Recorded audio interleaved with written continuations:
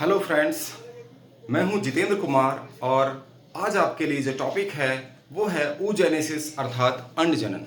इससे पहले जो आप लोगों ने जो टॉपिक पढ़ा कल, उसका नाम था स्पर्मेटोजेनेसिस अर्थात शुक्र जनन, शुक्राणुओं का निर्माण। उसमें आप लोगों ने देखा, देखिए दोनों ही प्रोसेस में, स्पर्मेटोजेनेसिस में और oogenesis में, दोनों ही प्रोसेसेस में जो ओवम बनते हैं वो जर्मिनल एपिथेलियम सेल्स के विभाजन से ही बनते हैं। देखिए इसमें भी ऐसा ही हो रहा है। जो उधर क्या था, टेस्टिस, टेस्टिस से जर्मिनल एपिथेलियम, दोनों में ही जर्मिनल एपिथेलियम होती है, टेस्टिस में भी और ओवरी में भी। ओवरी में जो जर्मिनल एपिथेलियम होगी उससे ओवम का निर्माण होगा। तो इस प्रोसेस को हम oogenesis या अंड जनन या अंडाणु जनन कहते हैं। अब देखिए इसमें जो जर्मिनल एपिथेलियम है, इन्हीं सेल्स को, इनमें जो सेल्स पाई जाती हैं जर्मिनल एपिथेलियम में, यानी कि जनन का जो आंतरिक स्तर है उसमें जो प्राइमरी जर्म सेल्स पाई जाएंगी, इनमें ये डिप्लॉयड होती हैं और इनमें अनेक बार विभाजन होते हैं और इन अनेक बार विभाजन से उगोनिया बनती हैं। और कुछ सेल्स में, कुछ सेल्स ऐसी हो जाती हैं, कुछ छोटी हो जाती हैं, इसमें बहुत सारे विभाजन होने के बाद तो कुछ सेल्स छोटी हो जाती हैं जिनको हम फॉलिकल सेल्स कह देते हैं। अब देखिए उसके बाद क्या होता है, माइटोसिस इसमें हो गया, प्राइमरी जर्म सेल्स में, और उगोनिया का निर्माण हो गया। अब उगोनिया से, उगोनिया में क्या होगा, ये ग्रोथ होगी। इसमें देखिए ये न्यूट्रिशन ऑब्टेन करके, ऐसे ही शुक्र जनन में हुआ, ये न्यूट्रिशन ऑब्टेन करके यानी पोषण प्राप्त करके साइज में बढ़ जाती है, इंक्रीजेस इन साइज, ये साइज में बढ़ जाएगी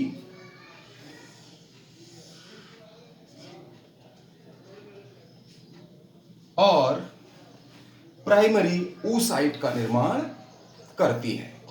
इसको हम प्राइमरी oocyte कह देते हैं, प्राइमरी oocyte। देखिए वहां स्पर्मेटोजेनेसिस में क्या था, प्राइमरी जर्म सेल से यहां ओगोनिया बन रही है, वहां स्पर्मेटोगोनिया बन रही थी, वहीं पोषण प्राप्त कर रही थी। दोनों एक जैसी फेज हैं और साइज में बढ़ रही थी। उसको कह रहे थे हम प्राइमरी स्पर्मेटोसाइट और इसको क्या कह रहे हैं, प्राइमरी oocyte, दोनों। अब ये भी, ये जो प्राइमरी oocyte है, ये ओवम की मदर सेल है, ओवम की मात्र कोशिका होती है। इसमें पहला डिवीजन होगा, इसमें मियोटिक डिवीजन होता है और इससे जो मियोटिक डिवीजन होने के फलस्वरूप दो प्रकार की कोशिकाएं इसमें बनती हैं। देखिए फर्स्ट मियोटिक डिवीजन,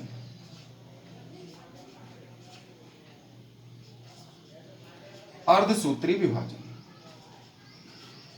जो प्राइमरी oocyte है ये भी 2n डिप्लॉयड ही होगी और फर्स्ट मियोटिक यानी अर्धसूत्री विभाजन होगा तो ये दो भागों में बंट जाती है, पहली एक छोटी कोशिका में और एक बड़ी कोशिका में बंट जाती है।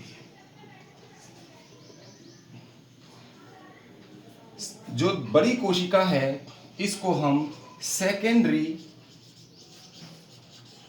oocyte कहते हैं। यहां जब देखिए म्योसिस हो गई तो इनमें गुणसूत्रों की संख्या आधी हो जाती है, हैप्लॉइड हो जाता है और इसको हम फर्स्ट पोलर बॉडी कहते हैं, यानी कि ध्रुव कोशिका, ध्रुवीय कोशिका, पोलर बॉडी या पोलर सेल कह देते हैं। तो पहली पोलर सेल बनती है यहां पर और दूसरी सेकेंडरी oocyte बनती है। अब ये जो सेकेंडरी oocyte में सेकेंड मियोटिक डिवीजन ऐसे नहीं होता, इसमें सेकेंड मियोटिक डिवीजन तब होता है जब ये सेल कहां चली जाती है, ओविडक्ट में, अंडवाहिनी अर्थात ओविडक्ट, या इसको हम फैलोपियन ट्यूब कहते हैं। आप लोगों को इसकी पहले जब फीमेल रिप्रोडक्शन ऑर्गन बताया था, रिप्रोडक्टिव ऑर्गन, तब आपको ओविडक्ट और फॉलोपियन ट्यूब के बारे में हमने बताया था। जो ओवरी से निकलने वाली वाहिनियां होती हैं वो ओविडक्ट या फैलोपियन ट्यूब कहते हैं, और जो फर्टिलाइजेशन होता है वो फैलोपियन ट्यूब अर्थात अंड वाहिनी के अंदर ही होता है।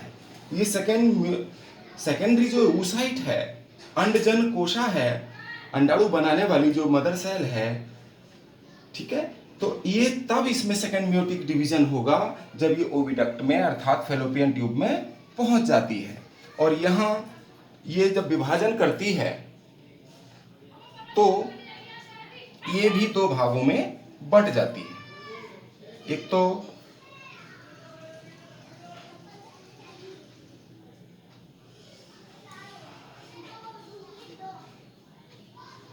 एक ये बना और एक छोटी पोलर सेल बन जाती है जिसको सेकंड पोलर बॉडी कह देते हैं। Polar body, second polar body कहेंगे। और इसमें भी जो फर्स्ट पोलर बॉडी है इसमें भी विभाजन हो जाता है और इससे भी दो पोलर बॉडी और बनती है। तो इस प्रकार ये कितनी पोलर बॉडी हो गई? ये तीन पोलर बॉडी बनती हैं और ये तीनों पोलर बॉडी बाद में क्या हो जाती हैं? डीजनरेट हो जाती हैं, अर्थात ये तो नष्ट हो जाती हैं। और इस प्रकार जो ओविडक्ट के अंदर मैच्योर ओवम बनता है, इसको हम एक परिपक्व अंडाणु कहते हैं, मैच्योर ओवम कहते हैं। अब इस मैच्योर ओवम के ऊपर एक बारीक झिल्ली होती है,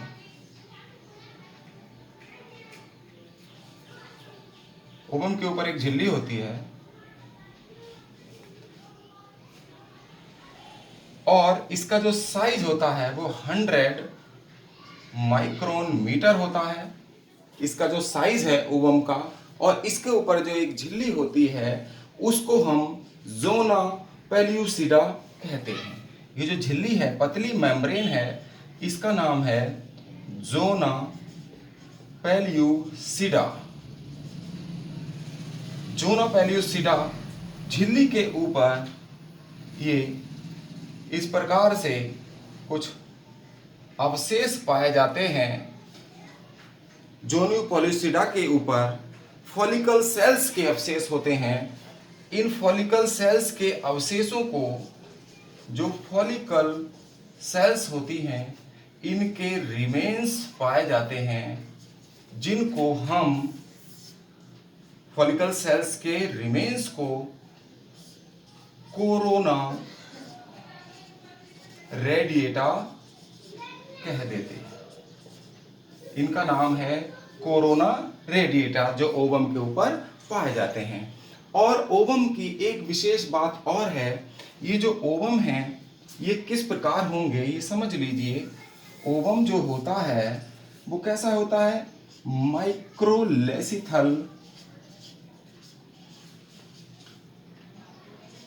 माइक्रोलेसिथल अर्थात अल्प पीत की,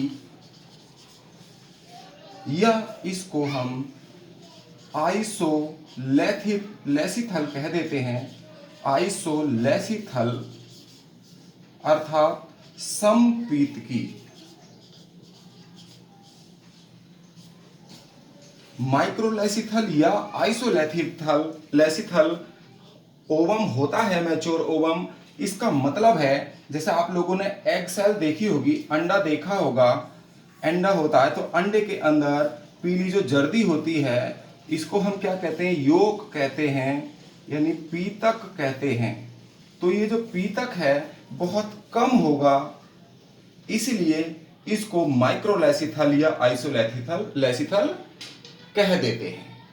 एक बात और है, स्पर्मेटोजेनेसिस की तरह oogenesis में देखिए, एक तो ये जो प्राइमरी जर्म सेल्स है उससे अनेक बार विभाजन होते हैं और अनेक बार विभाजन होके यहाँ उगोनिया बन रही हैं, और स्पर्म का जब निर्माण हुआ था उसमें स्पर्मेटोगोनिया बन रही थी। तो ये फेज जो है, देखिए एक समानता ये है, इस फेज को हम मल्टीप्लिकेशन फेज यानी कि गुणन अवस्था कह देते हैं। मल्टीप्लिकेशन फेज, तो ये अवस्था इधर भी है यानी oogenesis में भी पाई जाती है और स्पर्मेटोजेनेसिस में भी देखने को मिलती है। उसके बाद यहाँ इससे यूगोनिया से न्यूट्रिशन प्राप्त करके क्या बन रहा है, न्यूट्रिशन लेकर प्राइमरी oocyte बन रही है। और इस अवस्था को जहां oocyte का निर्माण हो रहा है तो इस फेज को हम कह देते हैं ग्रोथ फेज। तो ये दोनों में पाई जाती है, ये ग्रोथ फेज है, ग्रोथ अवस्था है।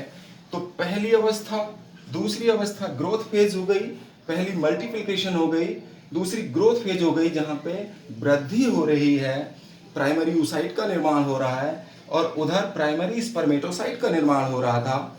आप लोगों ने देखा होगा स्पर्मेटोजेनेसिस में जब हमने पढ़ाया, तो ये दोनों अवस्थाएं इसमें भी हैं उधर भी हैं। और तीसरी अवस्था है डिवीजन फेज या मैचुरेशन फेज, यानी कि यहाँ पर ये तीसरी जो अवस्था जो बची इसको हम मैचुरेशन फेज, परिपक्वन अवस्था कहेंगे। तो इस प्रकार अंडजनन या oogenesis कंप्लीट हो जाता है। आपको हमारा ये वीडियो कैसा लगा? अगर आपको ये पसंद आया हो तो आप लाइक कीजिएगा, कमेंट बॉक्स में जाकर कमेंट कीजिएगा, लाइक और शेयर करिए, सब्सक्राइब करिए। बहुत बहुत धन्यवाद।